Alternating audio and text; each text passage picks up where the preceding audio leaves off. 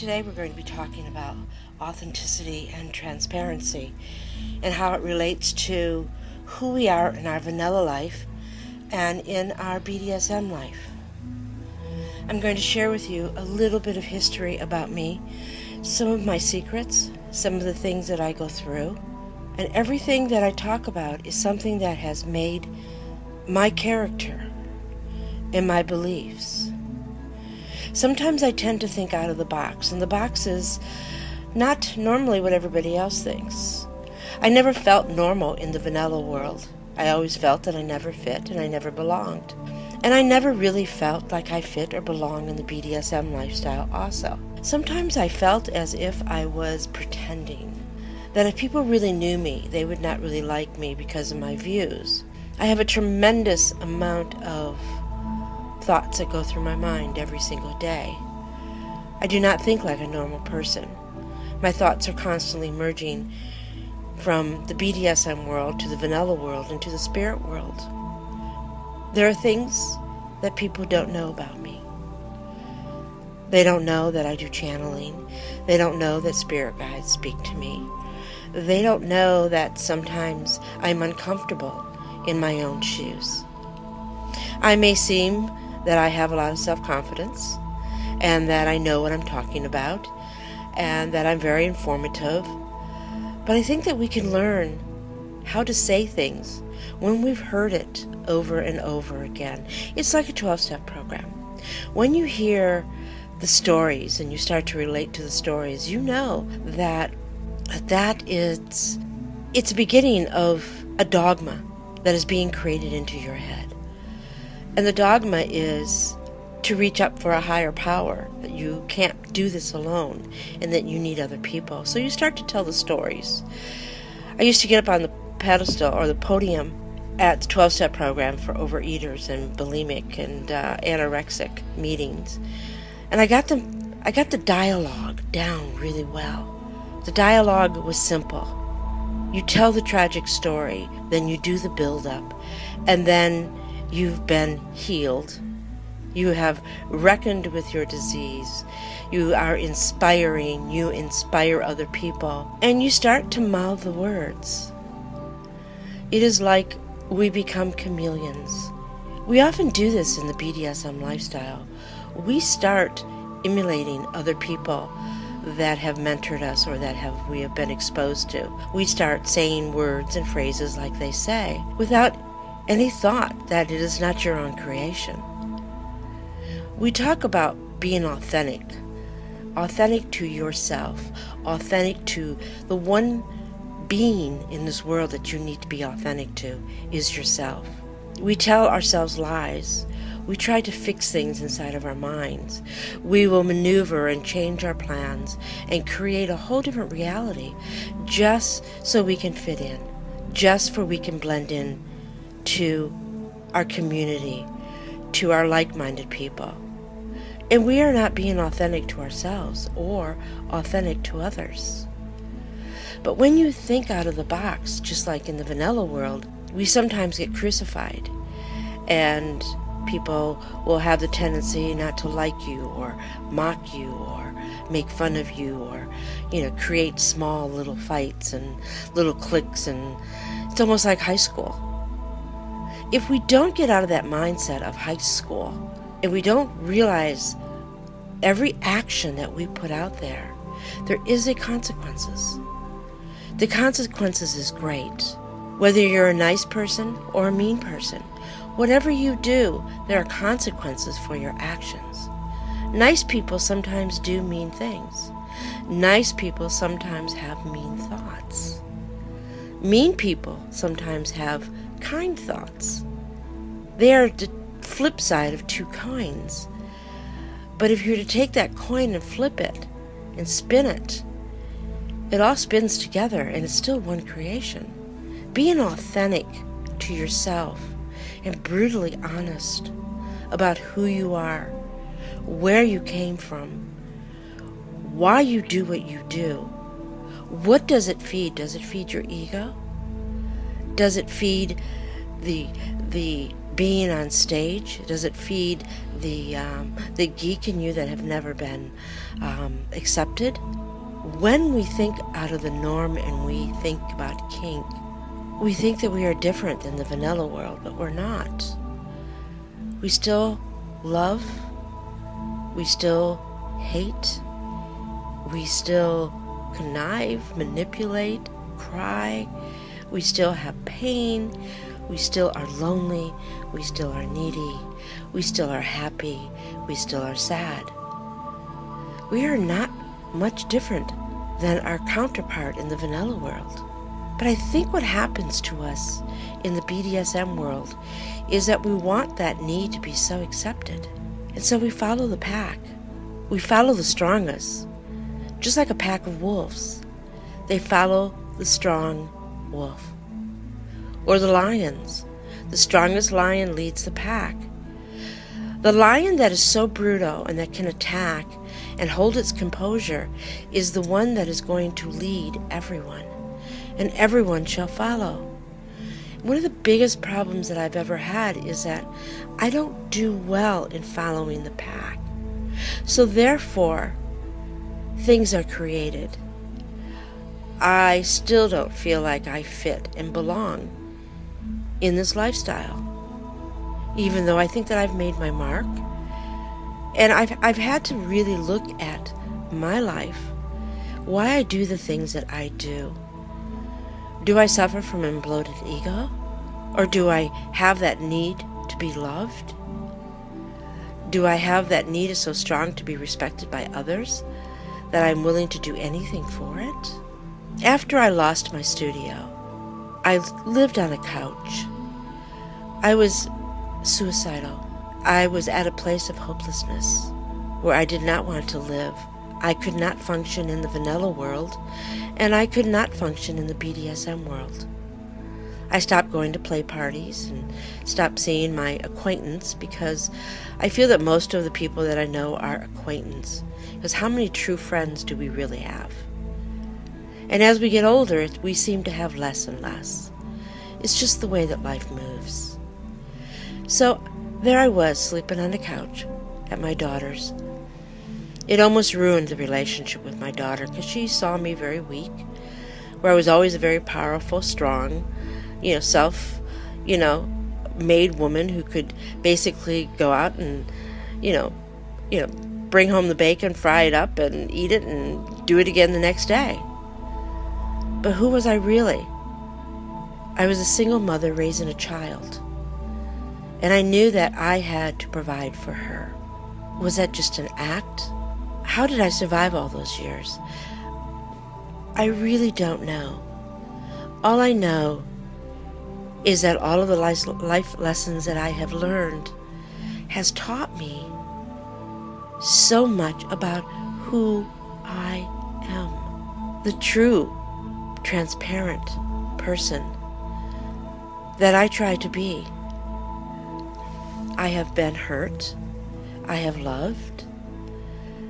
I have been lonely. I have argued with myself that I'm not lonely. I'm okay alone. But I know deep down inside not all of us are okay with being alone, and we tell ourselves that.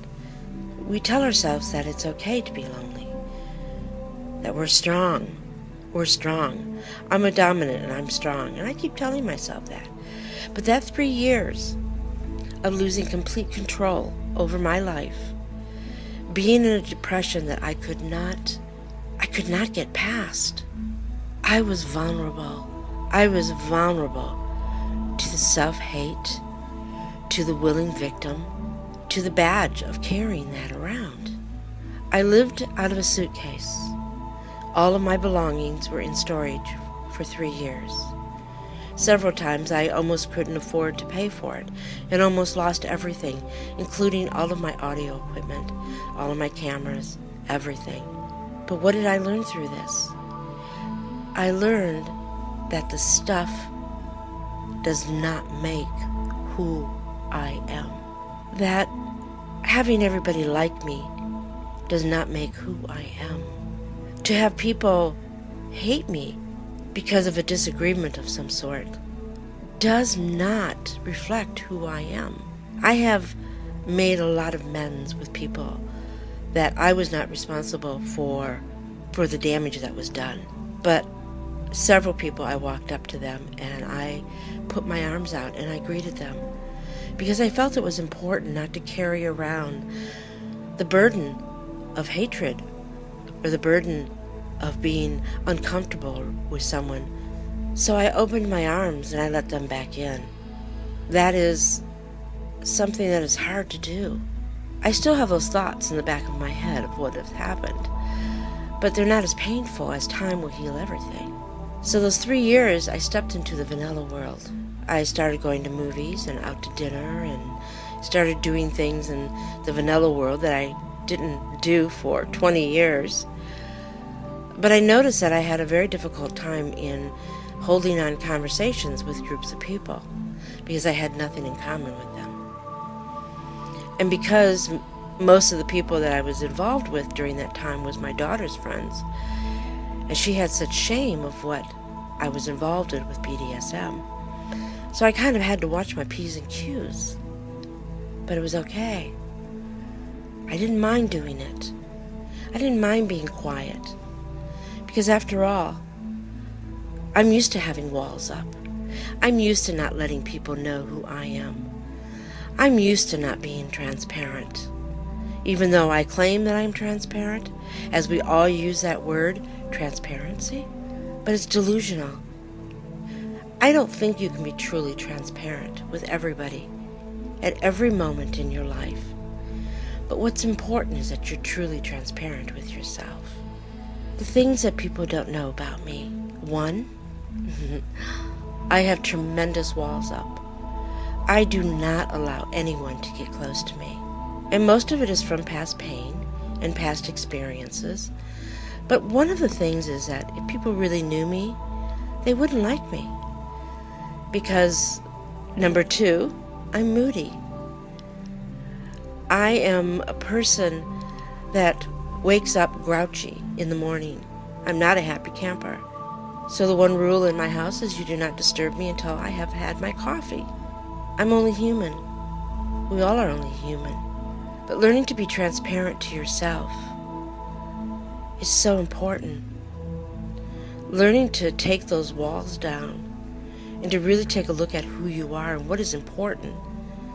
It is important to be in a pack, to do what others have told you to do because you want to fit in. I have never fit in anywhere. Even though I look like I'm holding court or that I'm in the middle of it all and I'm laughing and I'm joking, there's a huge part of me that doesn't feel I belong here. I feel like sometimes I belong on a different planet and I'm only acting. And are we all actors, only acting a part? Are we being orchestrated by something else, something bigger than us? Those are questions that I ponder all the time. These questions go in and out of my head. I do not know what really exists in my life. I know a lot about creating your life the way that you wish to create it. I know a lot about being grateful and creating abundance in your life. I know a lot about the one thing that you have to find is enlightenment and joy. If it's so important to find enlightenment and joy, why is it so hard to obtain it? Those are questions I ask myself all the time. And I do feel that the BDSM journey has been something that has brought enlightenment to me in so many different ways. The experience and the journey that I have learned in BDSM is sometimes I still have to not think out of the box.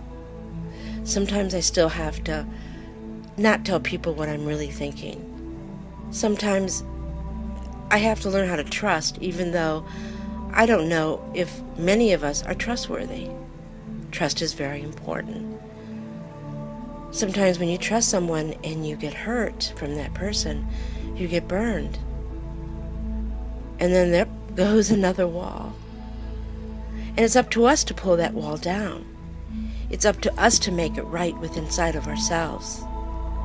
And it's up to us to take responsibility for anything, any actions that we shall do.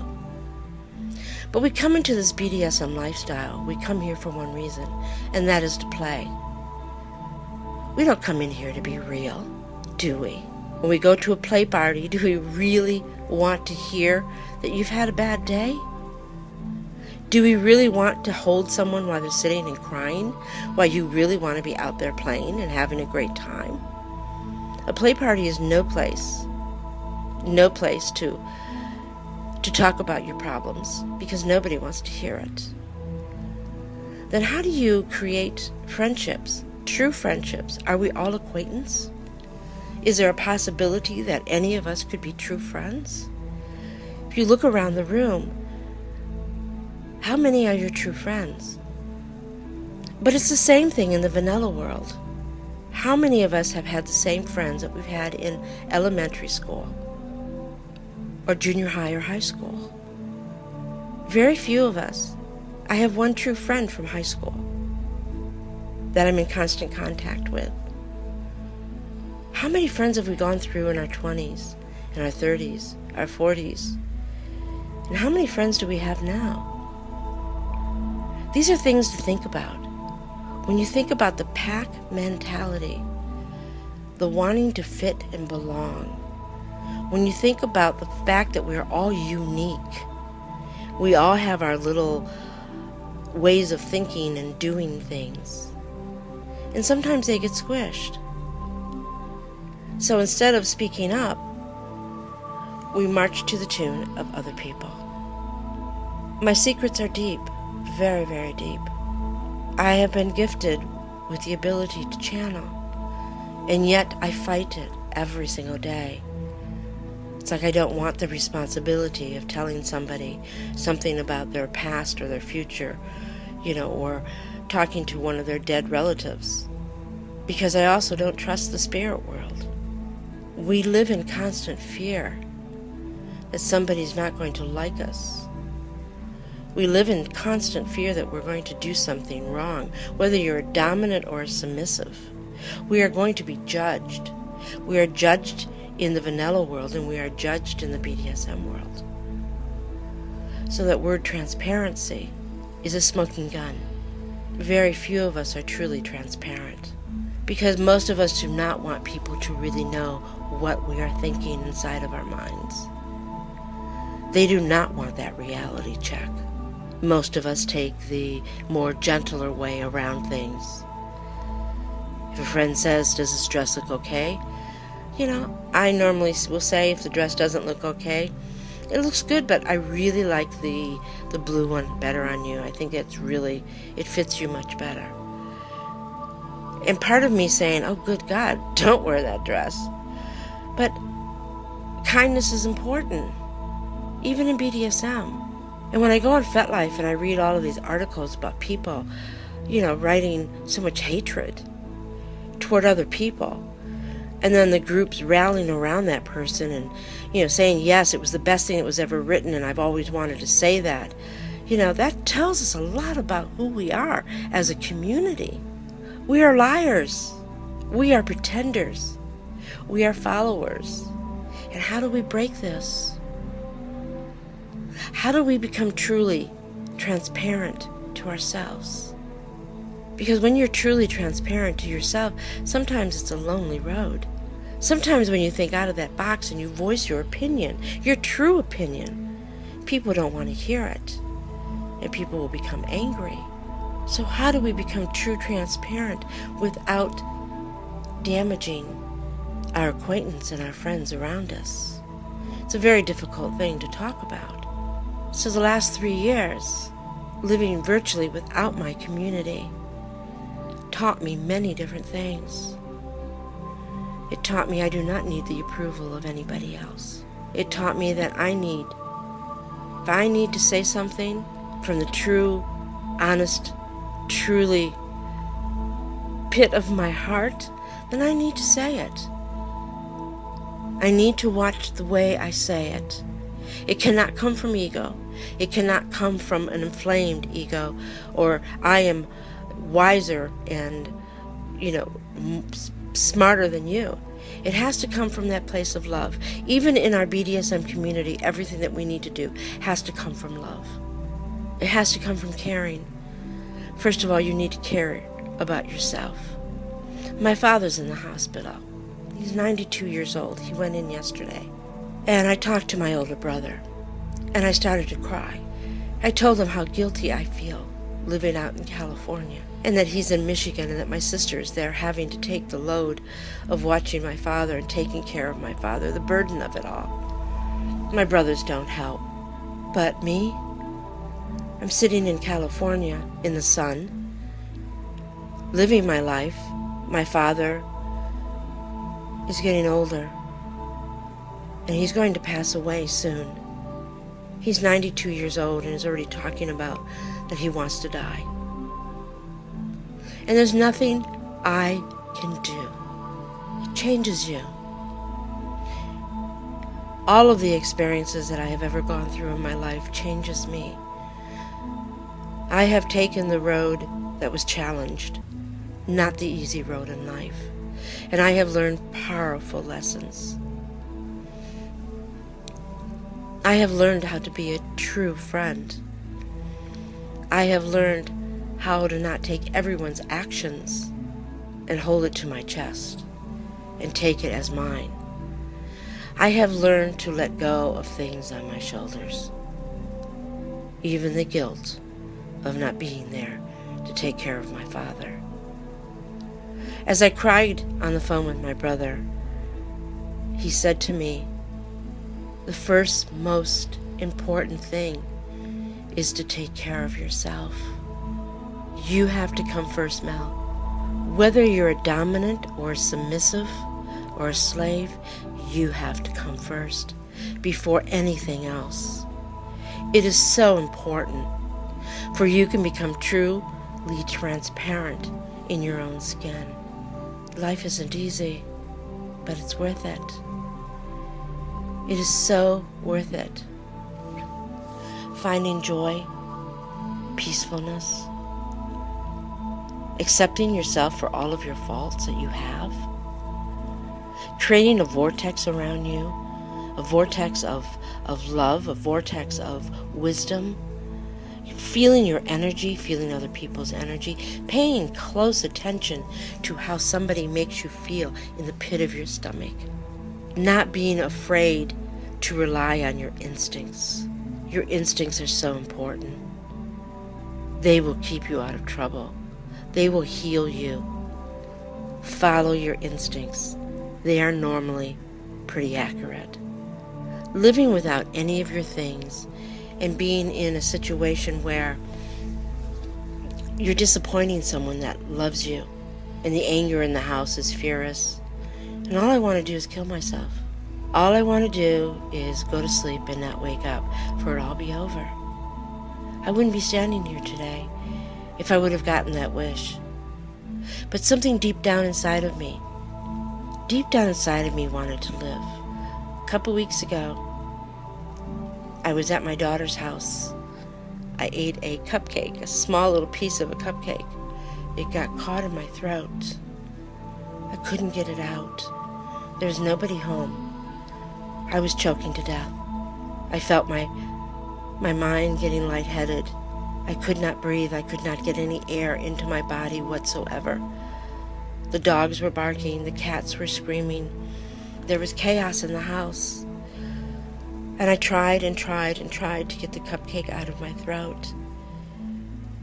Now, if this would have happened during that 3 years, I would have welcomed it. But I want to live. I want to live and see what tomorrow is about.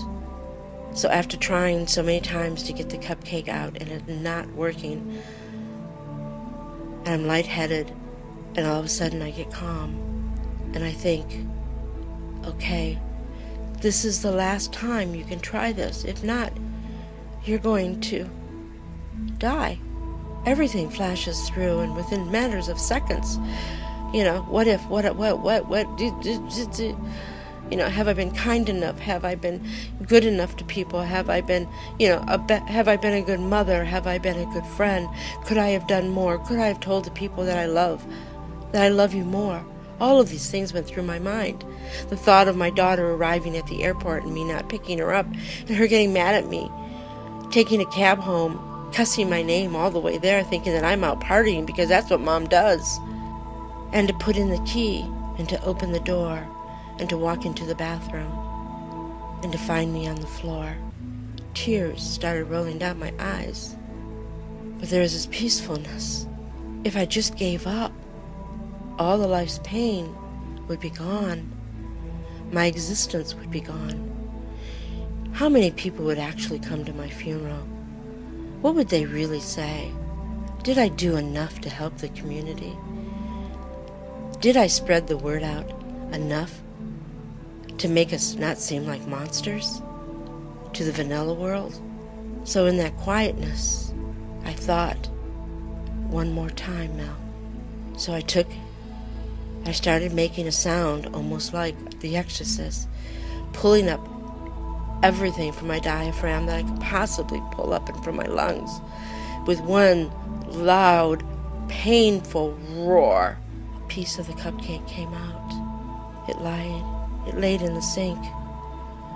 I could feel the other one slipping, and I quickly made another roar to get it out, because I did not want it to block my passage again. And it came out, the third one came out. I staggered back to the couch. I sat there and I cried. I guess I want to live, but I want to do it right. I want to smell the roses more. I went to the beach yesterday. I needed the waves to heal, to calm me. I'm not going to fight the spirits trying to channel through me anymore.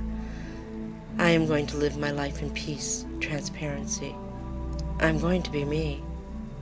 And every one of us in the BDSM lifestyle or in the vanilla world, we need to just be us, ourselves, our true transparency of who we are. See yourself for who you are. Whether you believe in God or not, you are loved. You are loved by some sort of higher power. I do not know what it is. I cannot tell you if it's a god or a goddess or a tree, a spaceship, Martian. I don't know. All I know is that one must never give up on their lives. They must never give up on making themselves a better person. It's okay to be kind in BDSM. It's okay to be compassionate, to be caring. It's okay to say no to protect yourself. It's okay to look at your significant other in the BDSM lifestyle and say, I'm sorry. Whether you're dominant or submissive, true transparency comes from the true part of your heart and your mind. When you clear away the cobwebs, you clear it all away. You can create your reality the way that you wish to create it. And I wish to create my vortex from a positive place, not from a place of fear, of not belonging, of people not loving me. I do not live for the gratification of others. I live for the gratification of myself, knowing that I am capable of creating the things that I create, my artwork, my websites that I build, my shows. All of this is a part of me, my teaching at the Lair. For 10 years I have been teaching new people, and they have taught me more about life than you could have ever imagined. I could go there very sad, which I did during the 3 years. It's the only thing I did. I still taught, because what it gave me was such incredible, incredible love. The looks in their eyes, that's what kept me going. It was having a purpose. I had one thing to do, and that was to teach a class. One thing, and it gave me so much pleasure. I do it out of love.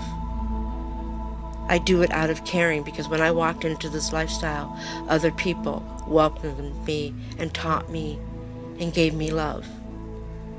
And it's my way of giving back. I believe that we all need to touch the gentle part of our souls. We walk around in leather. We carry big sticks. But have we forgotten how to be real human beings? It's not all about pain. It's not all about sexual gratification. It's not all about control. It's about people having relationships, people having communications, people caring about each other. That's what it's about. It's about honor, integrity, trust. It is the foundation of who we are. We as a consciousness, as a conscious group, we have created this reality. It is up to us to make sure that this creation stays positive and loving and caring and supportive. Supporting people when they're down. You may not want to talk to somebody at a club that's blue and sad, but you know what? 5 minutes of your time to hold that person, to tell that person it's going to be okay, isn't going to wreck your evening, isn't going to destroy your feeling. Take time, support each other, reach out to people, reach out to new people. If there's a new person, reach out to them, mentor them, but mentor them with wisdom. Mentor them that there's a possibility of doing it many ways, not just yours. Teach them not to follow the pack, but to be their own individual, with their own thoughts, their own ways, their own creation. Teach them to honor themselves. Teach them their word is their bond. Teach them to love others. These are the things that I have learned. The last few years have been lessons of hardship. I have poured my heart out to creating the shows that we created, and I have been crucified by so many people because they don't understand where it comes from inside of me. It comes from the love of my community. It does not come from ego. It does not come from me wanting to feel special. I am not a special person. I'm a loving person who cares about my community, cares about people that get hurt. I will always open myself up to someone that is in need. If I'm at a play party or they call me, I always take the time to talk to them. Because when you don't take the time, or you don't really see them for who they are, you will lose them. I lost a very special friend who committed suicide. It devastated my world and so many others. And I saw her a few weeks or a week or so before she committed suicide. She gave me a beautiful shawl and said, "This is for you." I should have known the warning signs because I was so much into my own depression. I could not see straight. All I was in my pain. I could not see the pain of someone else. If I could take that back, that one moment when she handed me that scarf, if I could have held her, put my arms around her and tell her how much I love her, it might have made a difference. But we learn it would not have made a difference with me. During those 3 years when I wanted to kill myself, I was too far in the dark, and so was she. But she succeeded, and I succeeded in staying alive because I believe in life. I believe in what I'm doing. I believe that it would have hurt the one person that I would never hurt, and that is my daughter. She has what kept me alive. She is the only reason I could not go through with it. But my friend didn't have a daughter. She didn't have that person. That one person. She had people that love her, but she never felt complete. To be truly transparent, whether you're in the vanilla world or the BDSM world, is to be honest with yourself. To take responsibility for your deeds and your actions, for your words, for your thoughts. Create your reality the way that you wish it to be. Create it in a positive vein. Really reach out and care about people. Walk in peace, love, and joy.